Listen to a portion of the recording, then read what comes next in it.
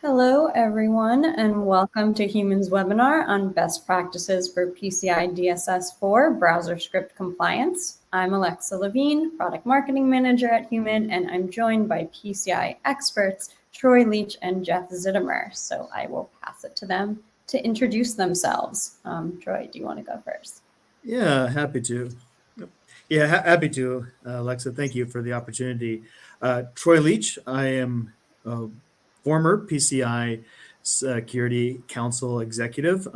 Took it with the partner of many amazing professionals from Visa, MasterCard, Amex, where I came from, Discover, and JCB, from an idea into a startup, into a global framework and set of validation programs. So that's a little bit of my background. I was with PCI collectively 18 years as we set it up, and then 15 years as an executive overseeing the standards development of DSS and the other standards, setting up the quality assurance programs, early training, and many of the other activities that you may be familiar with in PCI Council. Thank you. Jeff, over to you. Hi, thank you, and thanks everyone for joining us. I'm Jeff Zitomer. I lead product management for client-side defense and the PCI DSS requirements related to client-side defense within Human. I've been at Human for about 10 years. In the past, was a product manager, corporate strategy at other very large enterprises. Great, thank you. Before we dive in, just please note that if anyone in the audience has questions during the session, you can put them in the chat and we'll answer them at the end. Cool. Okay, let's start with some background on the browser script requirements that this webinar is all about. Jeff, can you give us a quick recap of what these new browser script requirements are? Absolutely. So first off, we recommend that everybody read the full requirements. There are 2 slides per requirement to have the full context, but we do find that it's helpful to summarize, distill the essence into roughly these 4 bullets. So for 643, it's primarily about managing the scripts that run in the consumer's browser on your payment pages. And reading these not necessarily in order, so starting from bullet 3, it's you need to maintain an inventory, which totally makes sense, right? Just know what scripts you have that are running there on the client side in your payment pages, code that is part of your application in its very sensitive spot. Maintain an inventory of those scripts with written justification for why each one of those scripts needs to be there. The idea is if it doesn't absolutely need to be on the payment page, definitely best practice for both security and compliance is to just remove it from that page. Keep it anywhere else where it needs to be, but maybe it doesn't need to be there. Next, after you have your inventory, is to confirm that every script on there is authorized. And of course, for future ones, as you add more scripts, they all need to be authorized. And then lastly, okay, after you've authorized these scripts, you do need to confirm that kind of what you authorized is actually what's happening on your payment page, and that's the assure scripts integrity. Moving to 11.6.1, that's primarily focused around change and tamper detection within the consumer's browser as received there, and it roughly gets distilled to you need to alert to unauthorized modifications to security impacting HTTP headers and script contents of payment pages. So to me, to us, and sort of depending on who you listen to, the script contents of payment pages changes there that roughly overlaps with integrity. Different people kind of view it a little bit differently, but in general, that seems to work to keep things clean. And so when we talk about 11.6.1, we primarily tend to focus on the part that's net new, and that's the headers. The idea around security impacting headers is that more than likely headers are part of the security posture on your checkout page, and you need to confirm that whatever security controls you put there using headers for them, like they haven't been tampered with by an attacker, or a developer maybe turned them off because they got in the way of making some proof of concept work, but then they forgot to turn it back on. And so you need to be aware, make sure that your security controls are actually still there. As a small addition, a relatively sophisticated attacker could potentially use some of these headers as part of a sophisticated attack. So yet another reason to monitor these and know if you've discovered any one of them, even if you didn't intend for one to be there. Great, thanks. So now that we know the requirements are, and on that note of attacks, why were these added to PCI DSS 4? Troy, can you explain?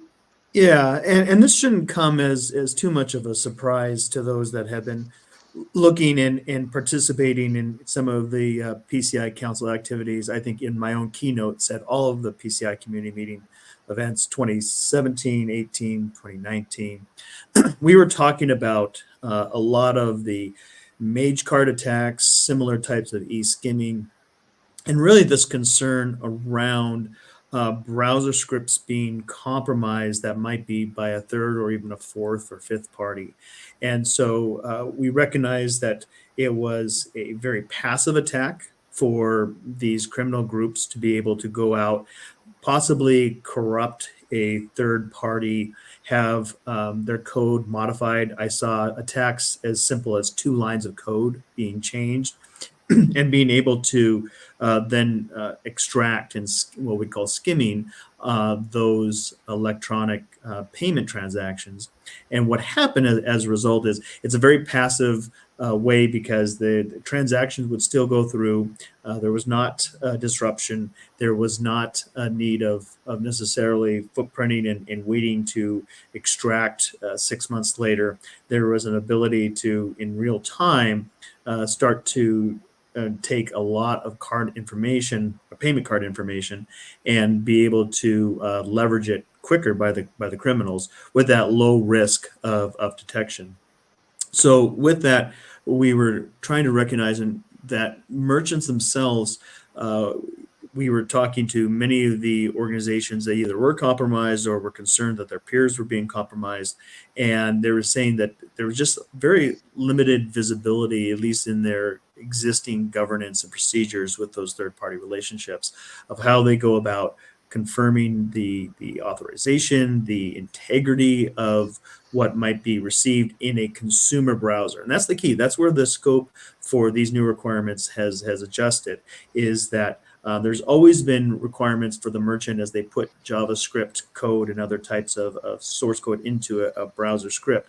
But what this was saying is that all of the sources, and you go to an average website, a home website of a major merchant today, there's approximately 100, 125 different source code locations that are actually populating and creating that one browser experience for the consumer. So recognizing that there's a lot of diversity of where all of these sources, whether it's your chat, whether it's marketing and ads, whatever it might be, there's just a lot of different locations, and it becomes really hard in these dynamic environments to monitor and manage.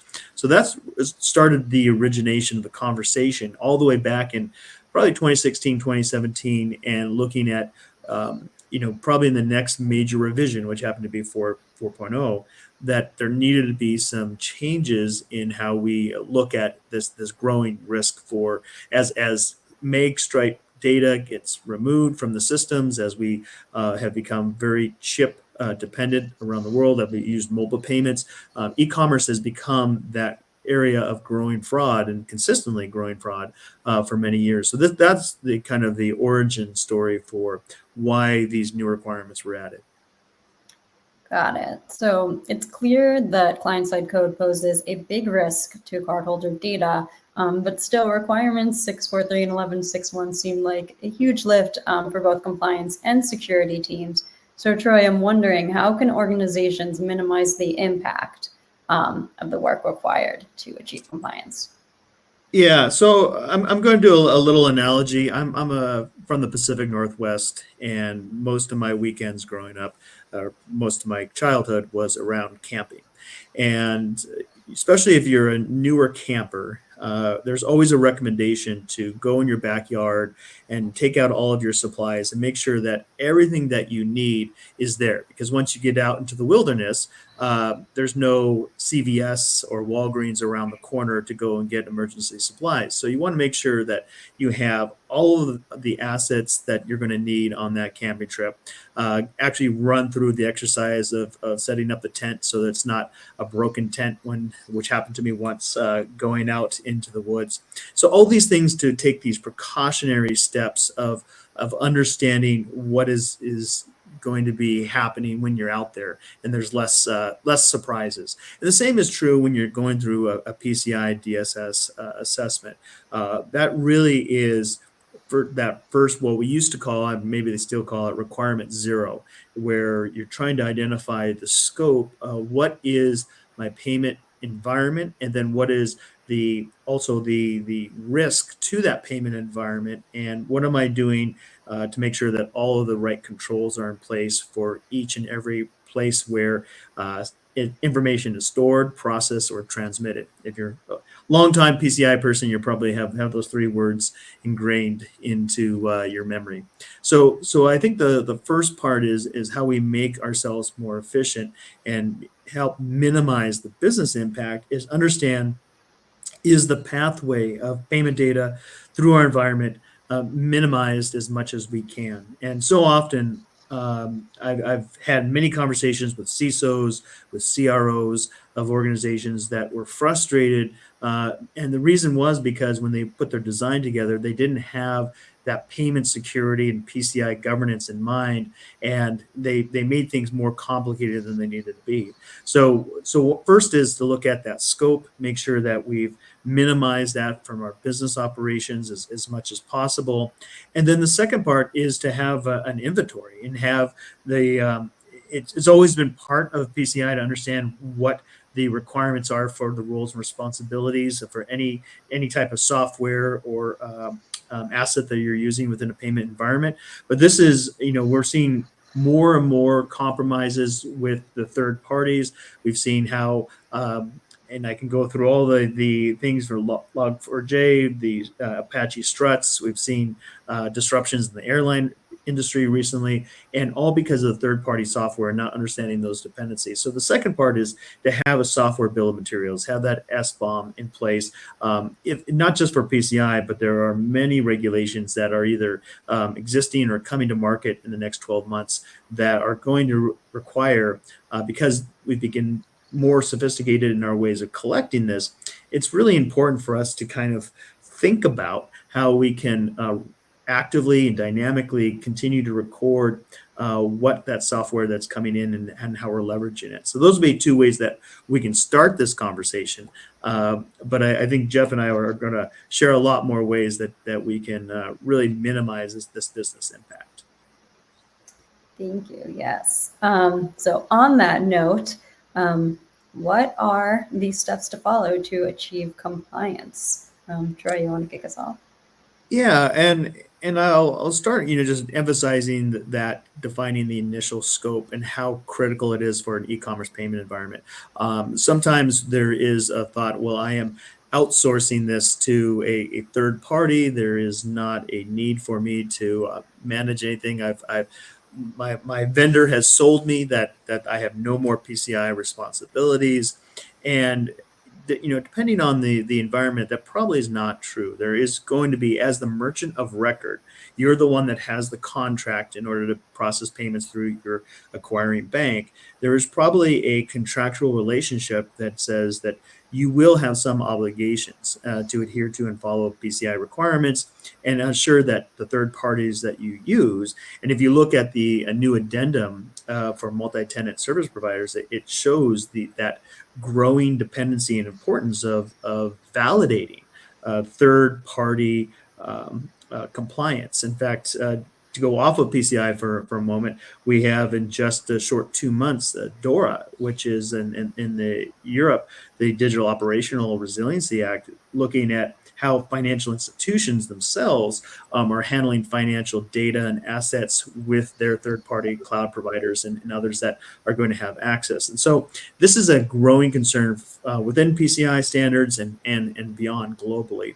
So I would say that scope is the first thing, and having some dynamic way that you can detect and possibly influence how that scope could be minimized. That's the first step, Jeff.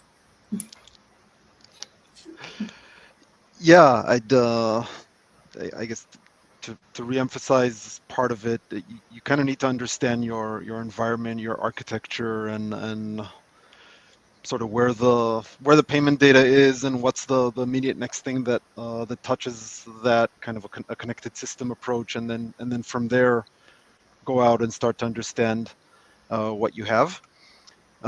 For specifically the two requirements that we are talking about today, what makes it a lot easier to get started and understand what you have and what may be relevant is to deploy a solution like humans client-side defense, client-side defense for PCI, where putting that single line of JavaScript code on your HTML will already result in you basically just sit back and our UI will show you your entire payment page script inventory and potential pages that may be in scope because they are related in some way to that payment flow, and then you can decide whether they're in scope or not. And this really shortcuts the part of, okay, let me get together with the different architects and developers that touch these things to understand what is the payment page or the checkout page that then embeds the iframe for the payment page, and to start crowdsourcing from across the org what scripts everybody uses so that you can start drawing a circle around, okay, this is everything I need to worry about. Deploying just this the right tool in place could shortcut a lot of that and just give you a lot of it automatically as a starting point for this is the inventory. These are the pages that are likely relevant, and then you can potentially remove the ones that you say, okay, that's like from our architecture that maybe isn't in scope, and get started from there.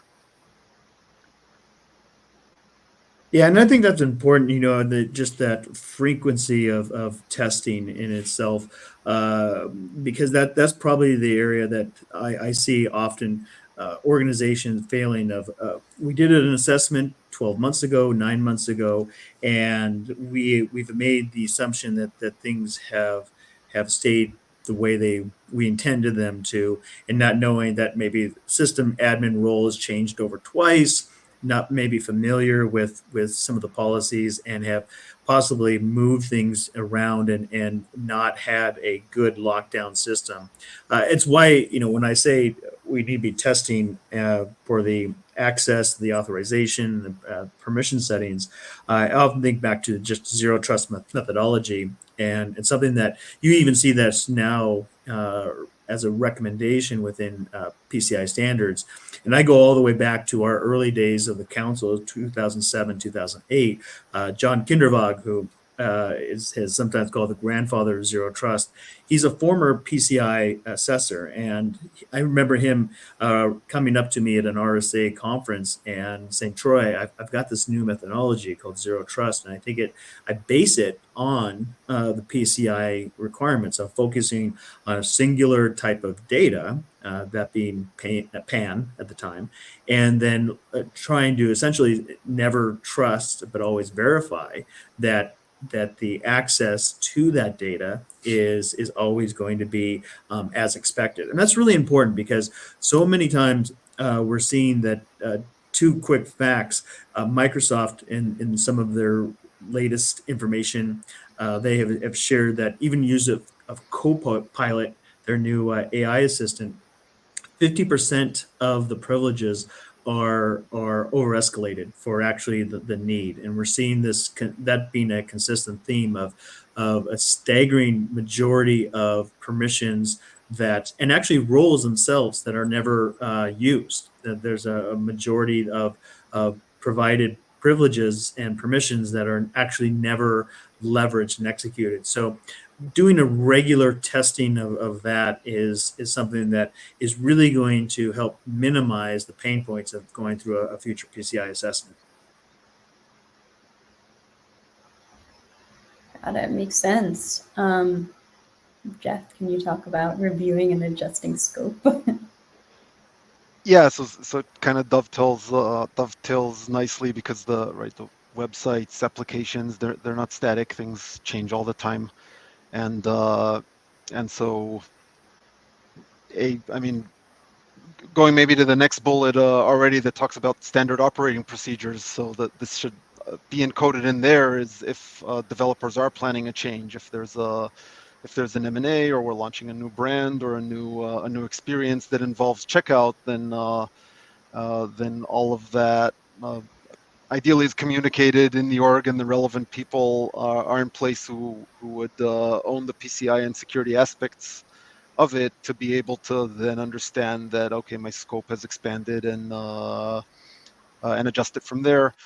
Likewise, if contracting with a new vendor for a particular script or a set of scripts that are delivered to the end consumer's browser, same thing. It's good if everybody is alerted in advance and knows to anticipate that change and does the pre-vetting.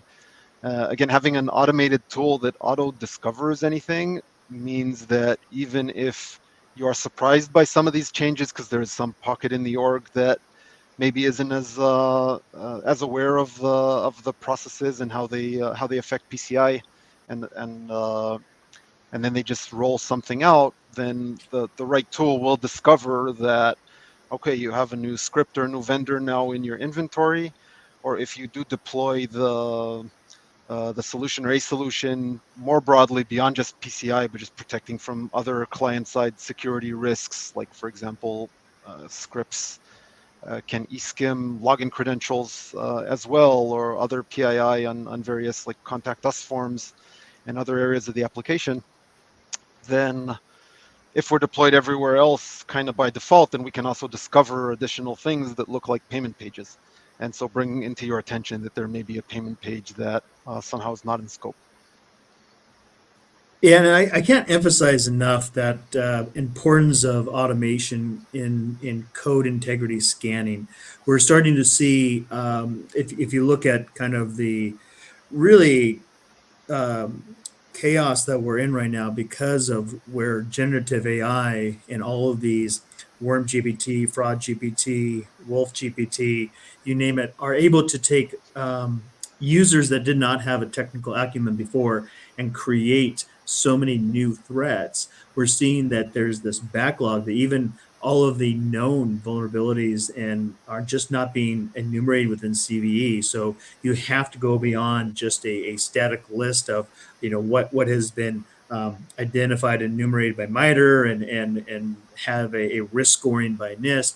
There has to be an ability to look very dynamically, look at that CI/CD, the continuous integration, continuous deployment pipeline, being able to monitor that, look for different triggers that I believe you have in your solution in order to just have a very consistent approach to what that is. And that's what goes into a standard operating policy. So we have that on the screen as well. I think it's important to have all of those integrity checks, the change management documentation. I think that's an area where leveraging and having an SOP that manages how it gets documented, so you can have a source of evidence that's very easily accessible at any time by the security team, by the governance team, and then of course on to demonstrating to your third-party assessor if you're a level 1 doing those type of assessments. I think having just in general that content security policies and looking at that type of automated dynamic approach is critical. And if you don't have it today, I'm imagining most people on this call have something, but it's something I always encourage people to reevaluate regularly is, what is all of your standing operating policies and how have you tested them?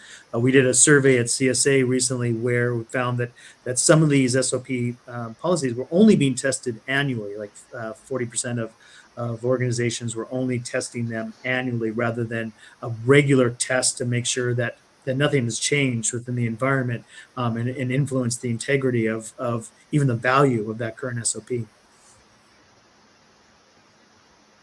Got it. Makes sense. Is there anything else you want to add here before we move on? Well, I'll just, if you don't mind, Jeff, I'll just mention on training and specifically on the e-commerce channel itself. Too often we get this very high level of people have to do a PCI training because they're somehow touching payment data. I do think there should be more specific training for each transaction channel that people have, and e-commerce being a critical one for anyone that's part of those challenges. And what I do love is, so I mentioned generative AI before. I do think it has a lot of potential flaws still. I'll be talking about that at the upcoming PCI community meeting. But it has a lot of security opportunities as well. One of those is to generate very specific training for the e-commerce channel and come up with scenarios, but then have catered training for the marketing and sales team, the admin and security teams, the SOC. And so I am excited about how that may revolutionize the retention of the training that comes. But that would be my last tidbit here is making sure that we have very specific training for anyone involved in the e-commerce channel. Makes sense. And actually, before we move on, I have one more question for Jeff. You touched on this a little with scoping, but on the slide it says to deploy a solution across all web assets. Why not just the payment page? Yeah, good point. I guess two pieces of that question. The first one is, I guess, within the context of payment cardholder data security, payment page security, and the second one in just the broader context of client-side defense. So within the context of securing that cardholder data, there it sort of one question is, okay, what is that payment page? And so it's the topic of a recent talk that I gave with Jeff Mann of OBS at the last PCI North America conference community meeting, where it effectively covers if you have a modern single page application and that checkout page that embeds the payment iframe is on that single page application, then really, as the name suggests, your whole application is a single page. So your whole application is the page that embeds the iframe. And so trying to just fit and monitor just when the URL changes to /checkout or however it's called on your particular website is just not going to cover all of the JavaScript that is live there while the payment transaction is taking place within the iframe, because all that was loaded before and is still there by the time the user reaches that spot on a single page application. So especially there, you need to be aware that payment page doesn't quite mean what you think it means, and it's a lot broader.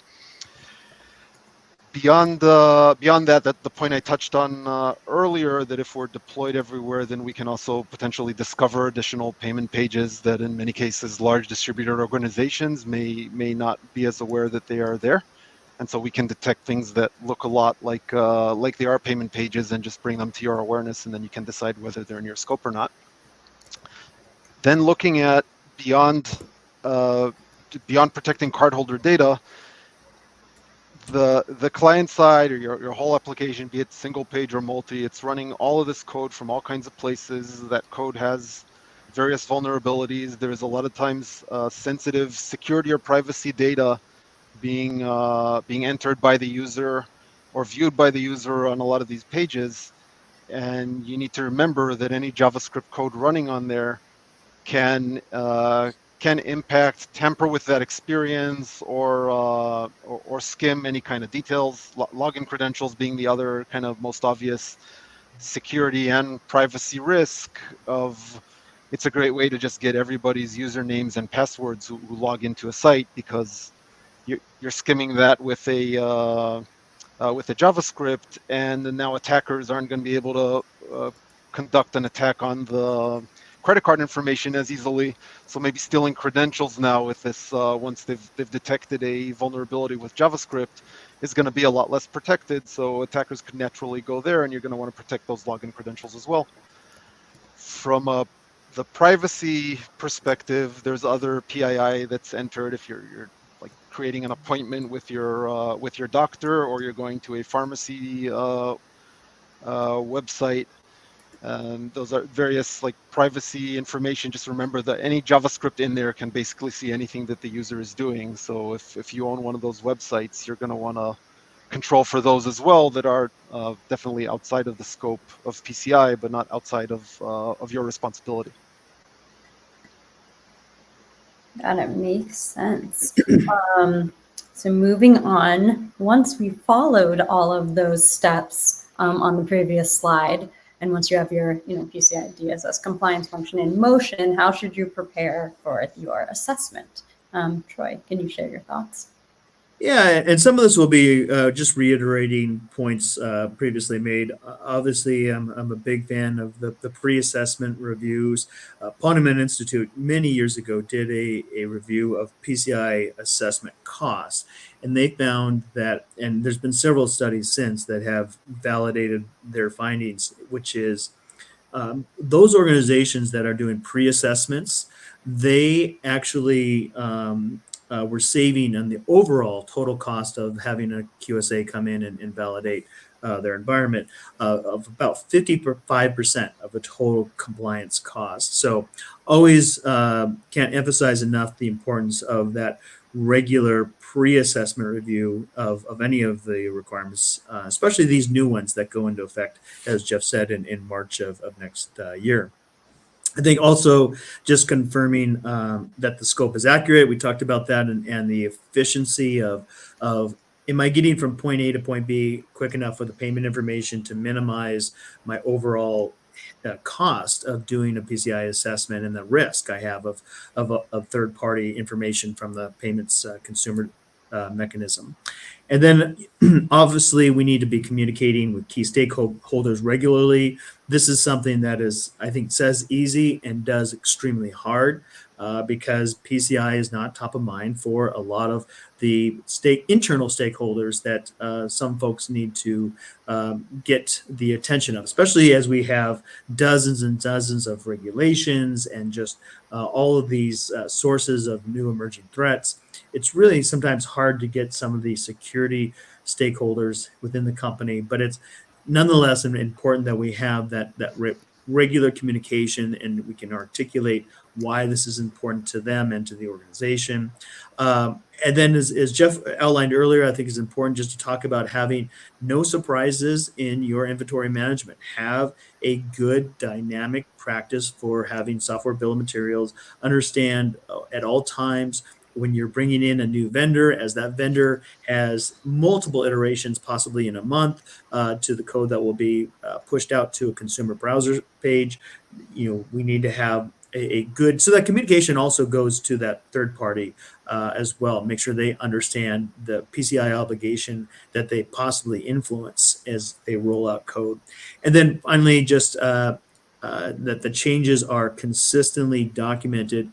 In my time in the PCI world, I would say the number one cost overall was the manual documentation of change over time, and recognizing that if 12-month lapse happens, there is a lot of personnel change, there's a lot of technology change, and it becomes much more of a documentation headache. So having regularly ways that you dynamically document and change your documentation with the technology and with the process and with the people is going to be an important way to prepare for your next PCI assessment. Thanks. So I think that wraps up the meat of our discussion, but we did receive a question in the chat saying, discovery is easy.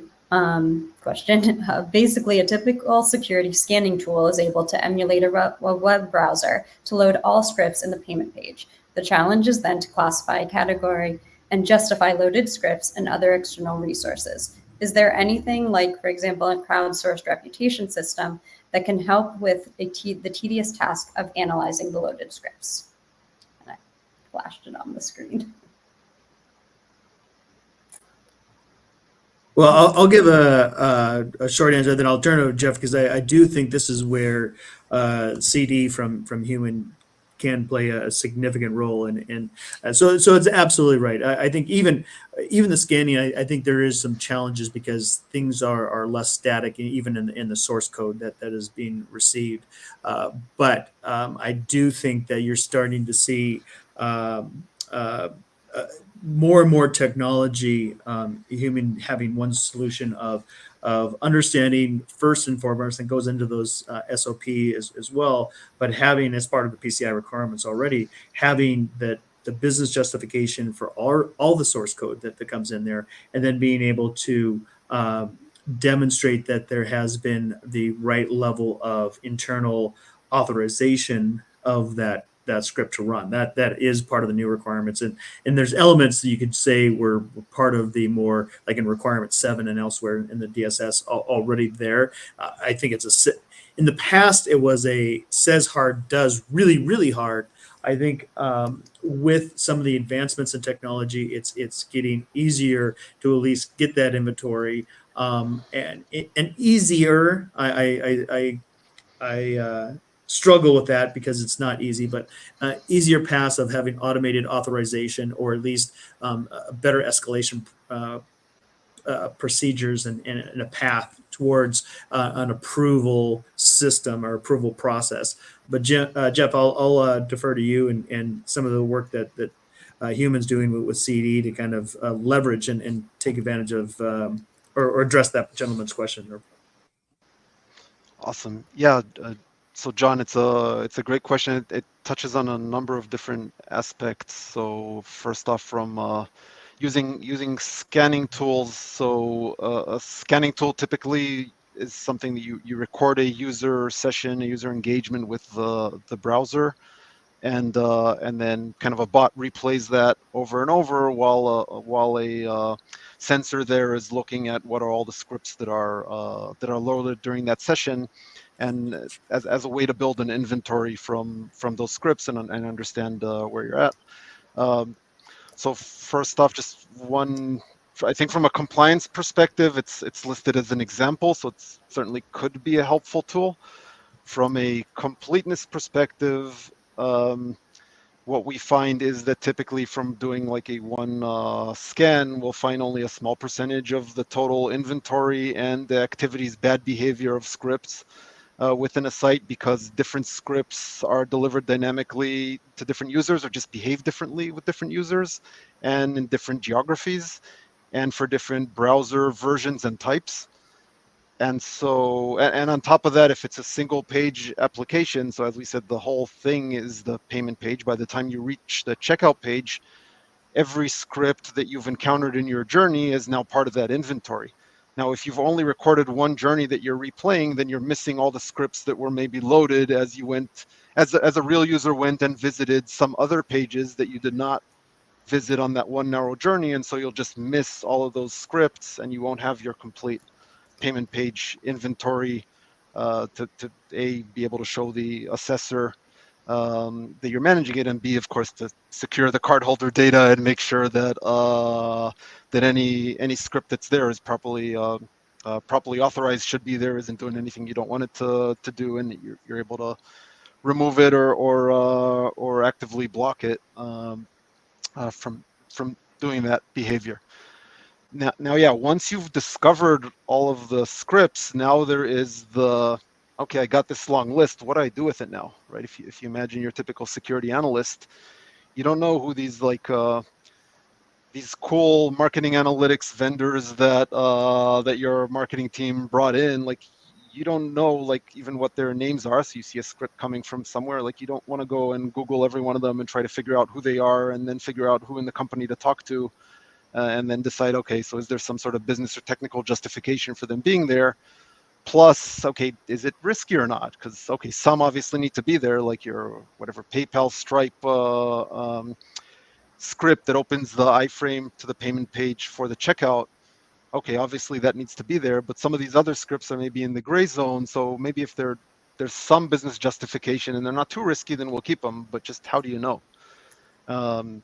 And that's where if you get the right tool, and we believe we are the right tool or certainly among the best, then you will get all of that intel just by being there and just by virtue of us kind of solving it once from across our customers and seeing these scripts everywhere and these behaviors everywhere, that we will already have descriptions for the vast majority of scripts that say, okay, this is a vendor that typically does X.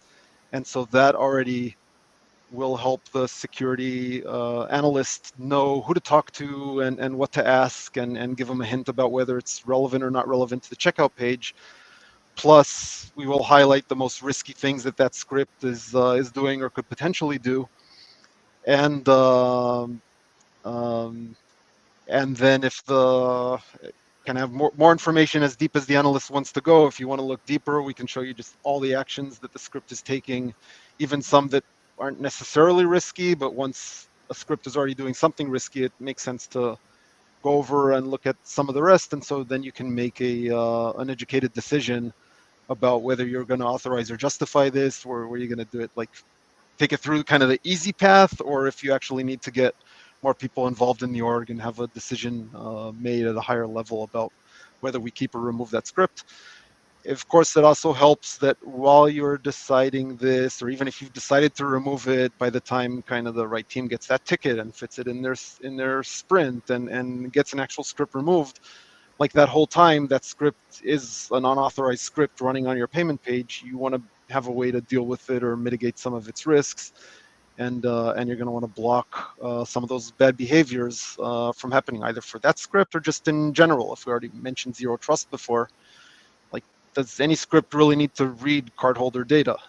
Probably not. There are a couple of exceptions, like that script that paints the logo of the credit card brand after you type in the first few digits.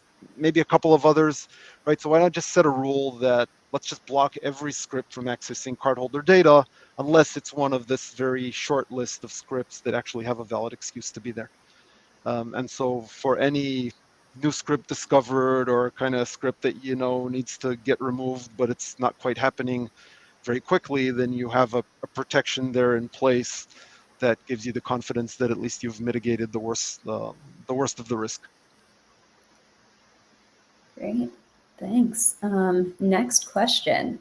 Is it suggested to block new third-party scripts by way of CSP until appropriately approved and authorized? Yeah, I think Jeff did a nice job of actually answering part of this in the end of his answer there.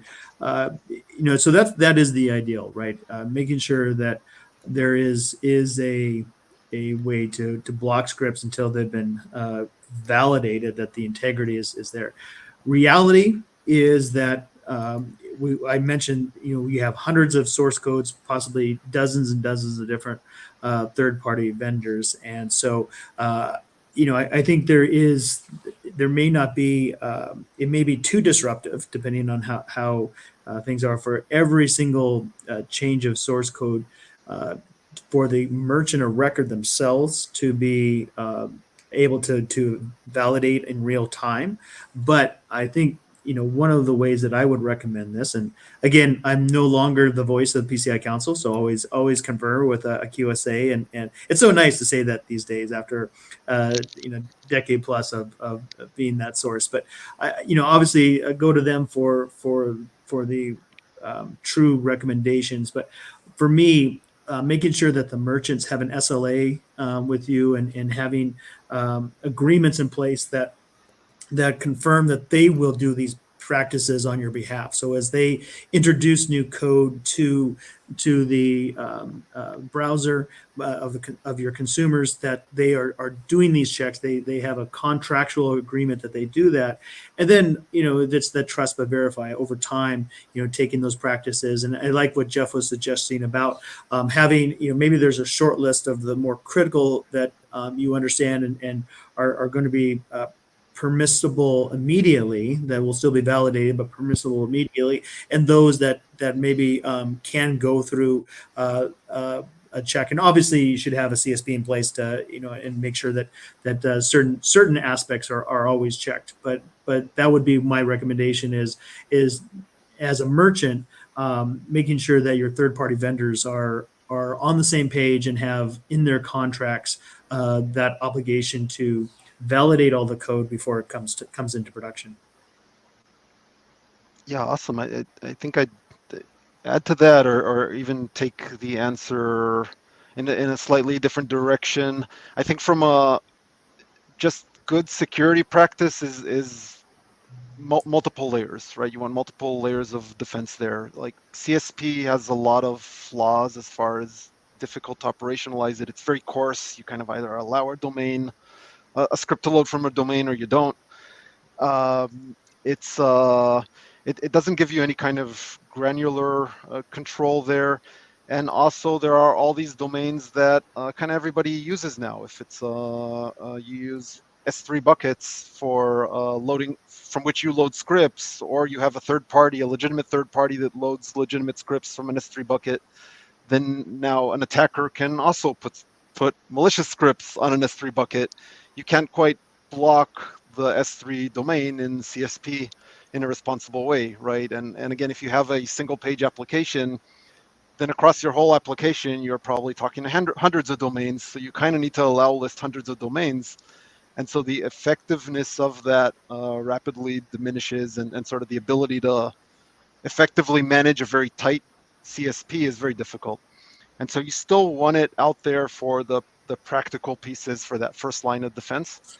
And so sort of the short answer is that I think it is suggested if looking at the wording of that question, but you wouldn't want that to be your only line of defense because of all the various holes in it, and it just doesn't really answer that approved or authorized, because within everything you have allow listed within CSP, even if it is relatively tight, the scripts constantly change, even if the domain doesn't.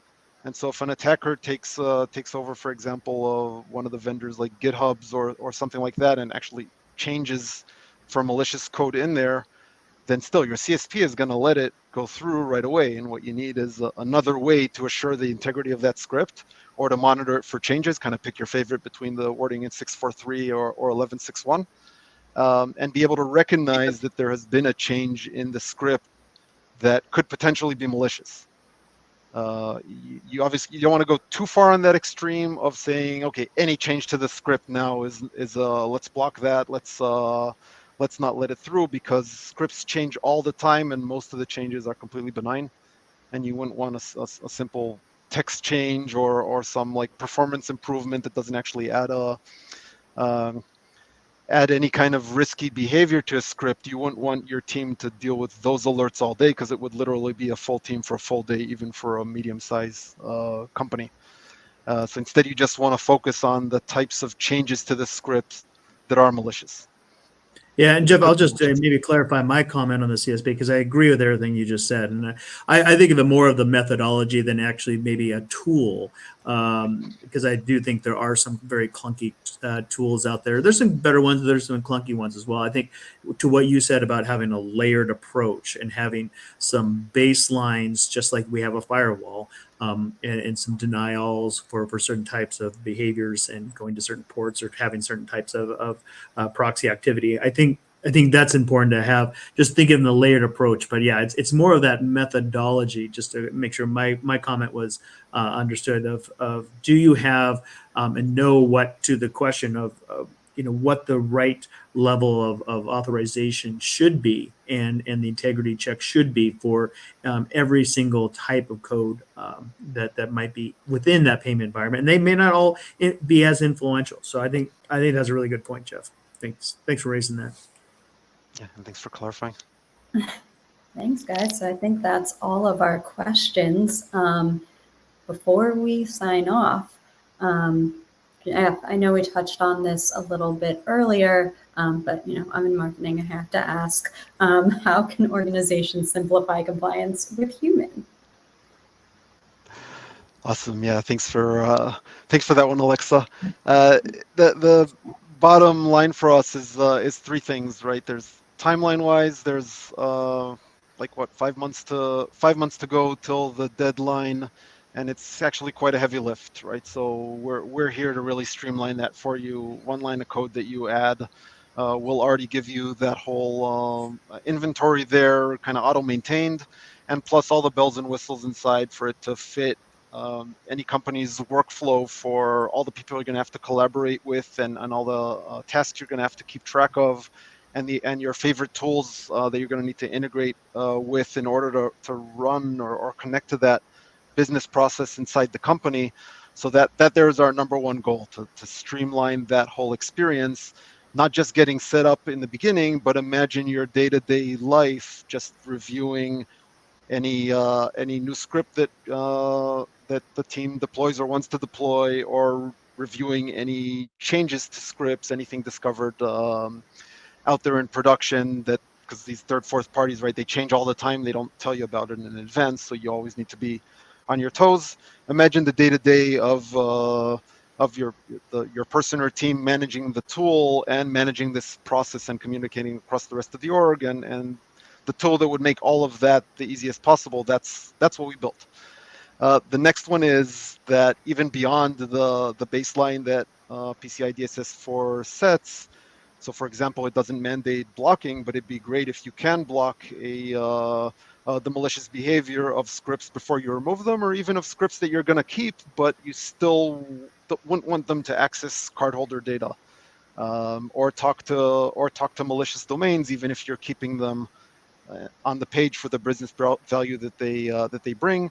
You're going to also want to protect the client side beyond PCI DSS 4 by protecting login credentials and other sensitive security or privacy information, as we touched on before.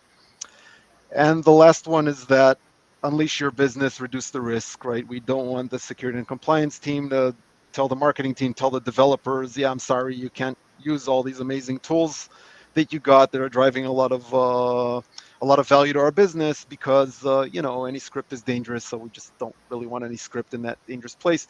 You want to be able to actually have the confidence to give them a longer leash and say, because I have all this visibility and all this granular control, and I can put in place some of these proactive blocking zero trust policies to prevent the worst of what could happen if one of these vendors is potentially compromised, then that gives you the confidence to then let your marketing team, let your developers use the best tools for their jobs, for the business, while also you can sleep well at night that it's all under control and no major catastrophe could result of that.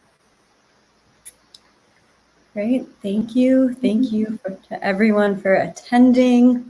If you're at the next PCI meeting, go see Troy's talk, and enjoy the rest of your day. Awesome. Thank you very much. Thank you, everyone.